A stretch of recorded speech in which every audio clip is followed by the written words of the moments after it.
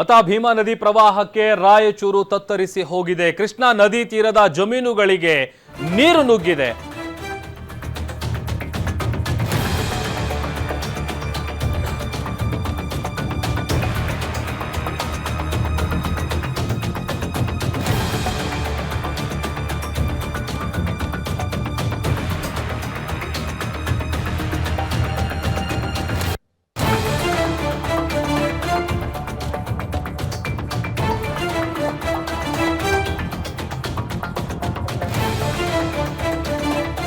ಉತ್ತರ ಕರ್ನಾಟಕ ಭಾಗದಲ್ಲಿ ಅಕ್ಷರಶಃ ವರ್ಣಾರ್ಭಟ ಮುಂದುವರೆದಿದೆ. ಕೃಷ್ಣಾ ನದಿ ತೀರದ ಜಮೀನುಗಳಿಗೆ ನೀರು ನುಗ್ಗಿದೆ.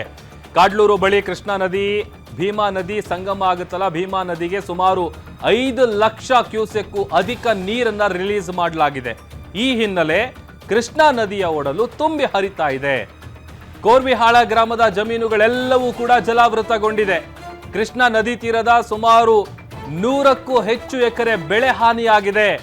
ಅಪಾರ ಪ್ರಮಾಣದ ಭತ್ತ ಹಾನಿಗೊಂಡಿರುವಂತಹ ಹಿನ್ನೆಲೆ ರೈತರು ಕಂಗಾಲಾಗಿದ್ದಾರೆ. ಈವರೆಗೂ ಕೂಡ ಬೆಳೆ ಹಾನಿ ಪ್ರದೇಶಕ್ಕೆ ಯಾವೊಬ್ಬ ಅಧಿಕಾರಿಗಳು ಕೂಡ ಭೇಟಿ ಕೊಟ್ಟಿಲ್ಲ. ಹೀಗಾಗಿ ಅಧಿಕಾರಿಗಳ ವಿರುದ್ಧ ರೈತರು ತಮ್ಮ ಆಕ್ರೋಶ ಹೊರಹಾಕ್ತಾ ಇದ್ದಾರೆ. ದೃಶ್ಯದಲ್ಲಿ ಗಮನಿಸ್ತಾ ಇದ್ದೀವಿ, ಸುಮಾರು 100ಕ್ಕೂ ಹೆಚ್ಚು ಎಕರೆ ಜಮೀನುಗಳಿಗೆ ನೀರು ನುಗ್ಗಿದೆ. ಸಾಲ ಸೂಲ ಮಾಡಿ ಕಷ್ಟಪಟ್ಟು ಬೆಳೆ ಬೆಳೆದಿರ್ತಾರೆ, ಬೆಳೆ ಹಾನಿ ಆಗಿದೆ. ಕೂಡಲೇ ಬೆಳೆ ಹಾನಿಯಾದಂಥ ಪ್ರದೇಶಕ್ಕೆ ಭೇಟಿ ಕೊಡಬೇಕಾಗಿರೋದು ಅಧಿಕಾರಿಗಳ ಕರ್ತವ್ಯ. ಆದರೆ ಸಂಬಂಧಪಟ್ಟಂತ ಯಾವುದೇ ಅಧಿಕಾರಿಗಳು ಕೂಡ ಇಲ್ಲಿವರೆಗೂ ಬೆಳೆ ಹಾನಿ ಪ್ರದೇಶಕ್ಕೆ ಭೇಟಿ ಕೊಟ್ಟಿಲ್ಲ. ಹೀಗಾಗಿ ಅಧಿಕಾರಿಗಳ ವಿರುದ್ಧ ಸದ್ಯ ರೈತರು ತಮ್ಮ ಆಕ್ರೋಶವನ್ನ ಹೊರ ಹಾಕ್ತಾ ಇದ್ದಾರೆ.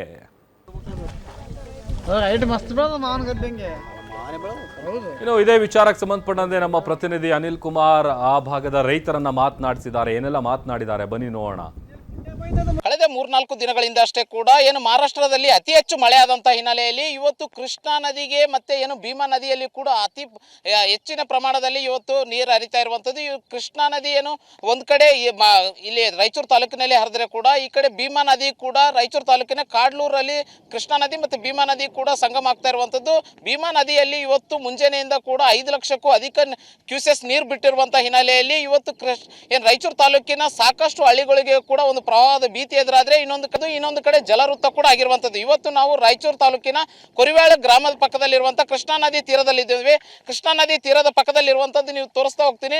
ಏನು ಸಂಪೂರ್ಣವಾಗಿ ಭತ್ತದ ಬೆಳೆ ಏನು ಕೂಡ ಒಂದು ಕಳೆದ 3 ತಿಂಗಳಿಂದ ಕೂಡ ಭತ್ತದ ಬೆಳೆ ಬೆಳೆದಿರ್ತಾರೆ. ಆದರೆ ಸಂಪೂರ್ಣವಾಗಿ ಜಲವೃತ್ತ ಆಗಿರುವಂತದ್ದು. ಕೃಷ್ಣಾ ನದಿ ಪಾತ್ರದಲ್ಲಿರುವಂತ ಸಾವಿರಾರು ಎಕರೆ ಅಷ್ಟು ಕೂಡ ಇವತ್ತು ಭತ್ತದ ಬೆಳೆ ಹಾಳಾಗಿರುವಂತದ್ದು. ಏನು ಭತ್ತದ ಬೆಳೆ ಕೂಡ ಸಂಪೂರ್ಣವಾಗಿ ಜಲವೃತ್ತ ಆಗಿರುವಂತದ್ದು. ಭತ್ತದ ಬೆಳೆ ಕೂಡ ಎಲ್ಲ ರೀತಿಯಾದಂತ ತೆನೆ ಕಟ್ಟಿ ಕೂಡ ಒಂದು ಇದು ಕಾಳು ಕಟ್ತಾ ಇರುವಂತದ್ದು. ಇದರಿಂದಾಗಿ ಏನು ಇನ್ನೊಂದು ತಿಂಗಳಷ್ಟೇ ಕೂಡ ಇಲ್ಲಿ ಒಂದು ಕಟಾವು ಮಾಡಬೇಕಾಗಿತ್ತು. ರೈತರು ಕೂಡ ಏನು 1 ಎಕರೆಗೆ ಕೂಡ 30 ರಿಂದ 35 ಸಾವಿರ ರೂಪಾಯಿನ ಖರ್ಚು ಮಾಡಿ ಇವತ್ತು ಭತ್ತದ ಬೆಳೆಯನ್ನು ಕೂಡ ಇಲ್ಲಿ ನಾಟಿ ಮಾಡಿರ್ತಾರೆ. ಆದರೆ ರೈತರಿಗೆ ಒಂದು ಕೈಗೆ ಬಂದ ತುತ್ತು ಬಾಯಿಗೆ ಬಂದಿಲ್ಲ ಅನ್ನುವಂಥ ಪರಿಸ್ಥಿತಿ ಇವತ್ತು ಇಲ್ಲಿ ಸ್ಥಳೀಯವಾಗಿ ಎದುರಾಗಿರುವಂತದ್ದು. ಇನ್ನಾದರೂ ಏನೋ ಇಂಥ ಕಡೆ ಕೂಡ ಇಲ್ಲಿ ಯಾವುದೇ ರೀತಿಯಾದಂಥ ಅಧಿಕಾರಿಗಳು ಇಲ್ಲಿವರೆಗೂ ಕೂಡ ಒಂದು ವಿಸಿಟ್ ಮಾಡಿ ಆ ರೈತರ ತಮ್ಮ ಅಳಲನ್ನು ಕೂಡ ಕೇಳದೆ ಇವತ್ತು ನಿರ್ಲಕ್ಷ್ಯ ವಹಿಸಿರುವಂಥದ್ದು. ಸಾಕಷ್ಟು ರೈತರ ಆಕ್ರೋಶ ಕೂಡ ಎದುರಾಗಿರುವಂಥದ್ದು. ಏನು ಇವಾಗಷ್ಟೇ ತರ ನಾವು ಅಲ್ಲಿ ರೈತರನ್ನ ನೋಡ್ತಾ ಇರ್ಬೋದು. ಏನು ನೀರಲ್ಲಿ ಕೂಡ ಒಂದು ಸೊಂಟದ ಮಟ್ಟದಲ್ಲಿ ಕೂಡ ನೀರು ಗದ್ದೆಯಲ್ಲಿ ನಿಂತಿರುವಂಥದ್ದು. ಇದರಿಂದಾಗಿ ತೆನೆ ಕಟ್ಟಿದಂತ ಏನು ಭತ್ತದ ಬೆಳೆ ಸಂಪೂರ್ಣವಾಗಿ ಹಾಳಾಗಿರುವಂತ. ನೀವು ಬಂದು ವಿಸಿಟ್ ಮಾಡಿದ್ರೆ ಏನಾದ್ರು ಮಾತಾಡಿದ್ರ ಅಂತ? ಮಲ್ತಾಯಿ ಧೋರಣೆ ಸರ್, ನಾವು ಓಟಿಗೆ ಮಾತ್ರ ಬೇಕು, ಜನರ ಕಷ್ಟ ನಷ್ಟಗಳು ಅವ್ರಿಗೇನು ಬೇಕಾಗಿಲ್ಲ. ನಾವು ಏನು ಇದ್ರೆ ಓಟ್ ಬಂದಾಗ ಎಲೆಕ್ಷನ್ ಮೂಮೆಂಟ್ ನಲ್ಲಿ ಆದ್ರೆ ಎಲ್ಲರೂ ಕಾಣಿಸ್ತೀವಿ. ನಮ್ಮ ಕಷ್ಟ ನಷ್ಟಗಳಿಗೆ ಅವ್ರು ಯಾರು ಸ್ಪಂದಿಸ್ತಾ ಇಲ್ಲ. ನಾವು ಇದೀವಂಬುದನ್ನು ಅವ್ರಿಗೆ ಲೆಕ್ಕಕ್ಕೆ ಇಲ್ಲ.